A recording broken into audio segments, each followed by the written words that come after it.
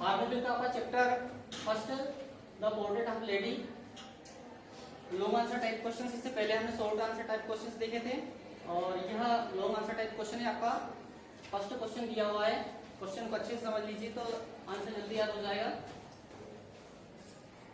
Mention, mention का मतलब क्या होता है बताइए।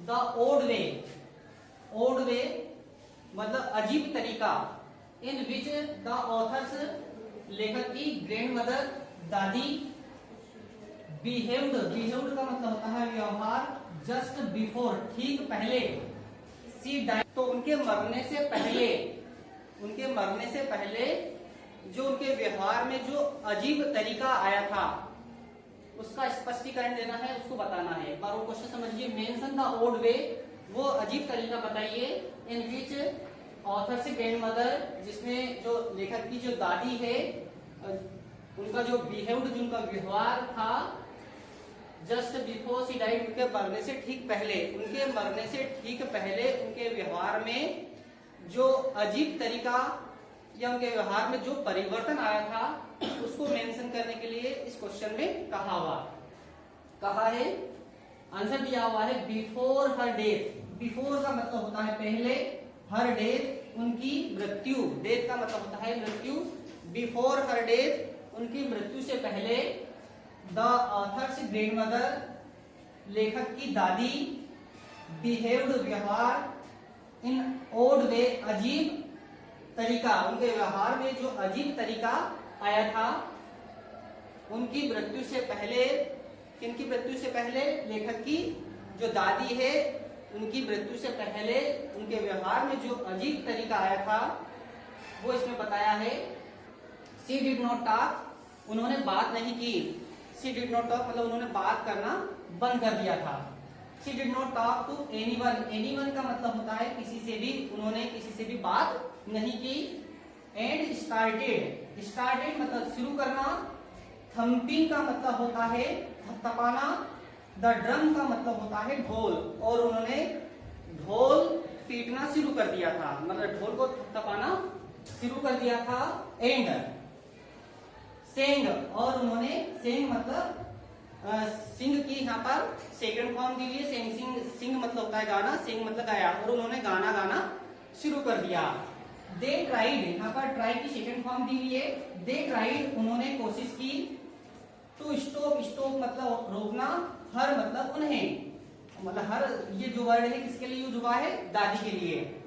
दे ट्राइड टू स्टॉप हर, उन्होंने उनको रोकने की कोशिश की, मतलब जो लेखक की जो दादी है दादी को रोकने की कोशिश की। बट किंतु, इन वेन मतलब होता है व्यर्थ, किंतु सब कुछ व्यर्थ रहा।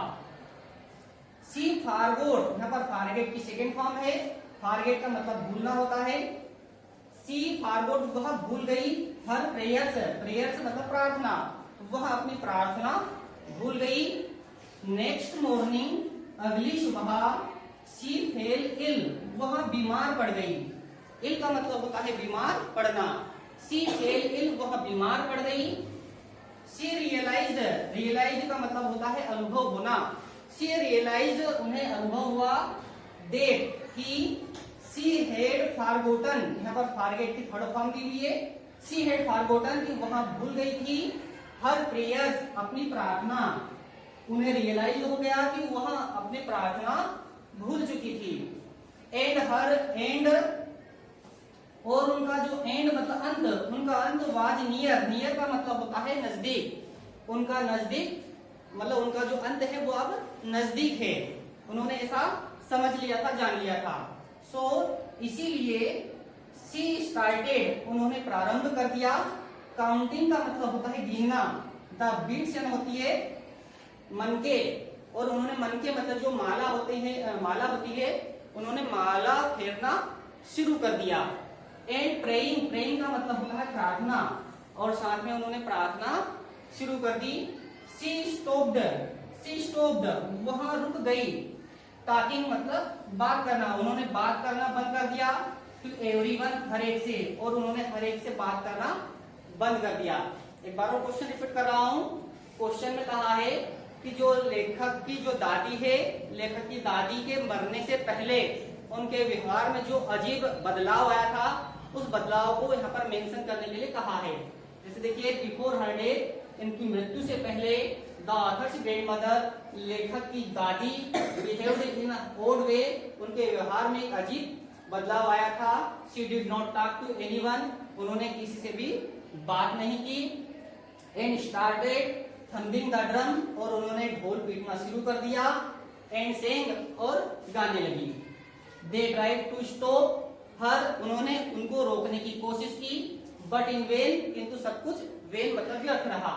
सी फॉरगॉट हर प्रेयर्स, वह अपनी प्रार्थना भूल गई। नेक्स्ट मॉर्निंग, अगली सुबह, सी फेल इल, वहां इल मतलब बीमार पड़ गई। सी रियलाइज्ड, उन्हें रियलाइज हो गया, मतलब उन्हें अनुभव हो गया। दैट शी हैड फॉरगॉटन, कि वह भूल चुकी है। हर प्रेयर्स, अपनी प्रार्थना, उन्हें रियलाइज हो गया था कि वह अपनी प्रार्थना भूल चुकी है। And her end was near, और उनका अंत अब नजदीक है। सो इसीलिए she started counting the beats, इसलिए उन्होंने माला फेरना शुरू कर दिया। एंड प्रेइंग, और प्रार्थना करना शुरू किया। शी स्टॉप्ड, वो उन्होंने बंद कर दिया। टॉकिंग टू एवरी वन, उन्होंने हर एक व्यक्ति से बात करना भी बंद कर दिया था। ठीक,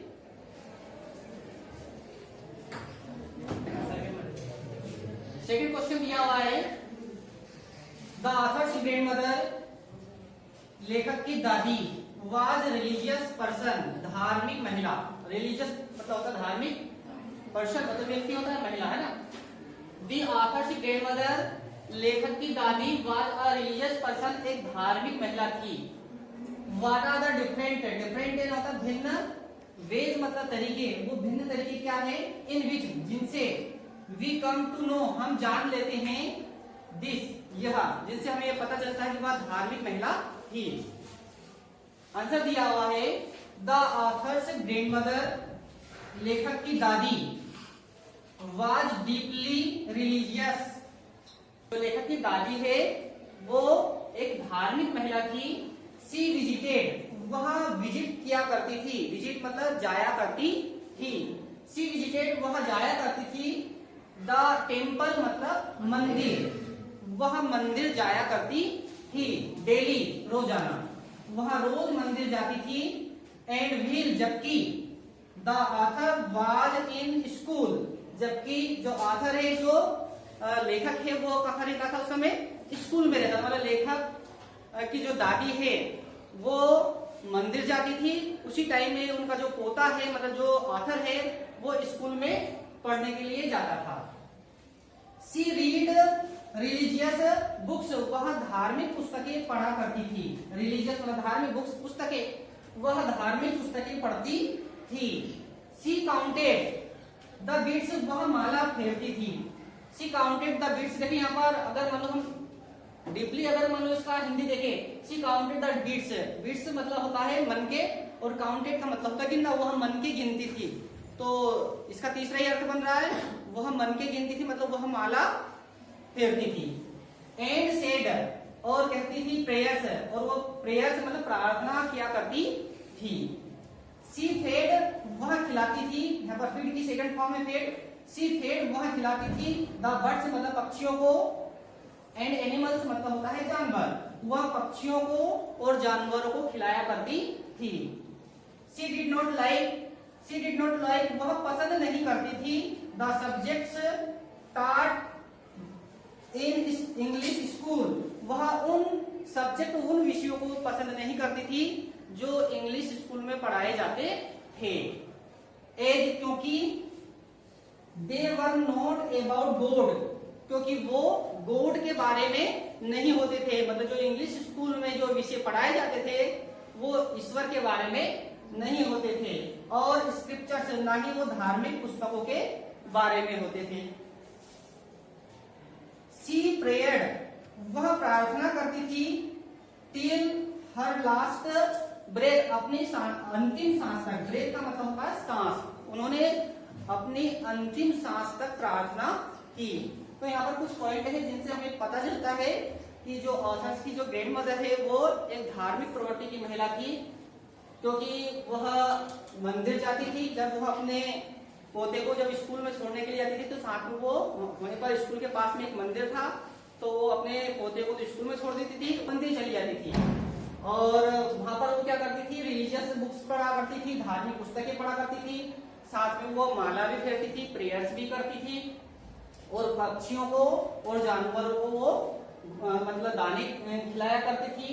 और वह उन सब्जेक्ट को पसंद नहीं करती थी जो इंग्लिश स्कूल में पढ़ाए जाते थे, क्योंकि उन जो सब्जेक्ट थे वो गॉड के बारे में और स्क्रिप्चर से मतलब धार्मिक पुस्तकों के बारे में नहीं होते थे।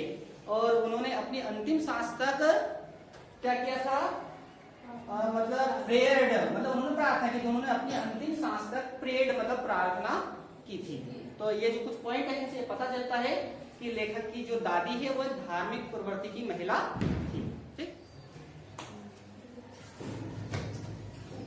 थर्ड क्वेश्चन दिया हुआ है डिस्क्राइब। डिस्क्राइब का मतलब होता है वर्णन करना। वर्णन कीजिए दी एप्लीकेंट्स मतलब होता है बनावट ऑफ द राइटर्स मतलब लेखक के ग्रैंडफादर मतलब दादाजी, यहाँ पर दादाजी की बात हो रही है।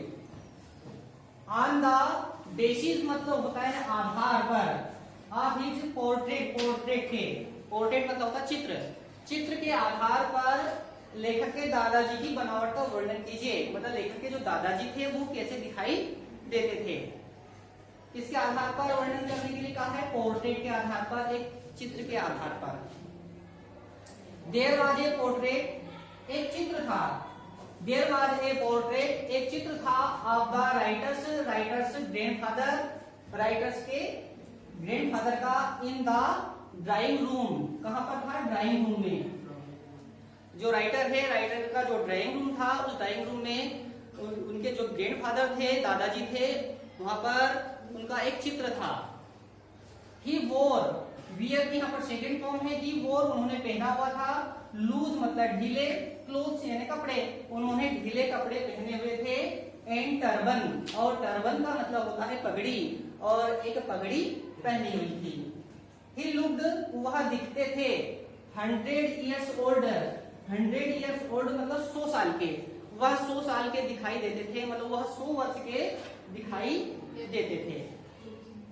I was equally difficult, I was equally difficult, difficult मतलब होता है मुश्किल या कठिन, टू बिलीव ये होता है विश्वास करना, यह विश्वास करना कठिन था, that he had a wife, कि उनकी एक वाइफ भी थी, एंड चिल्ड्रन और उनके बच्चे भी थे। मतलब इस बात पर विश्वास करना काफी कठिन था कि उनकी कोई पत्नी भी थी और उनके बच्चे भी थे। ठीक है, और तो क्वेश्चन दिया है draw a pen portrait of the author's grandmother, लेखक की दादी का चरित्र चित्रण कीजिए, मतलब उनकी चरित्र की विशेषता बताइए। ऑन द बेसिस, बेसिस मतलब आधार पर, of the portrait of A lady, portrait मतलब चित्र, ऑफ ए लेडी मतलब ये जो लेसन का जो टाइटल है ना, पोर्ट्रेट ऑफ ए लेडी, इसके आधार पर लेखक की जो दादी है उनके चरित्र का चित्रण कीजिए। आंसर दिया हुआ, द ऑथर्स ग्रैंडमदर, लेखक की दादी, वाज वेरी ओल्ड, बहुत ही बूढ़ी थी, बहुत ही ओल्ड थी, बहुत बूढ़ी थी, एंड हेड व्हाइट हेयर, और उनके व्हाइट हेयर थे मतलब सफेद बाल थे। सी हेड आ रिंक्ड, रिंक्ड का मतलब होता है झुर्रियां, फेस उनके चेहरे पर क्या थी, झुर्रियां थी। एंड वाज बेंट, और वो कैसी थी, बेंट मतलब झुकी हुई, और वो झुकी हुई रहती थी, वह झुकी हुई थी। सी पुट, वह रखती थी, वन हैंड एक हाथ, ऑन हर वेस्ट, वेस्ट का मतलब होता कमर पर, वह अपना एक हाथ अपनी कमर के ऊपर रखा करती थी। किसलिए रखती थी वो, फॉर सपोर्ट मतलब सहारे के लिए। देखा हुआ आपने बूढ़ी औरतों को जिनकी कमर झुकी हुई रहती थी, है ना, जिनकी कमर झुकी हुई रहती है तो वो क्या करती है, अपना एक हाथ अपनी कमर के ऊपर रख लेती है सपोर्ट के लिए, सहारे के लिए। सी स्पेंड, वहां बिताती थी, टाइम मतलब समय, इन द टेम्पल, मंदिर में, वहां अपना समय मंदिर में बिताया करती थी। एंड रीड, और पढ़ती थी, रिलीजियस मतलब धार्मिक पुस्तकें, वह धार्मिक पुस्तकें पढ़ा करती थी। सी टू केयर, वह देखभाल करती थी, ऑफ द ऑथर मतलब लेखक की, मतलब जो उनका पोता था, अपने पोते की वह देखभाल किया करती थी इन द विलेज, गांव में। जब वो गांव में रहते थे तो दादी ही अपने पोते की देखभाल करती थी, मतलब लेखक के मतलब जो ऑथर है, जो लेखक है, उनकी देखभाल किया करती थी।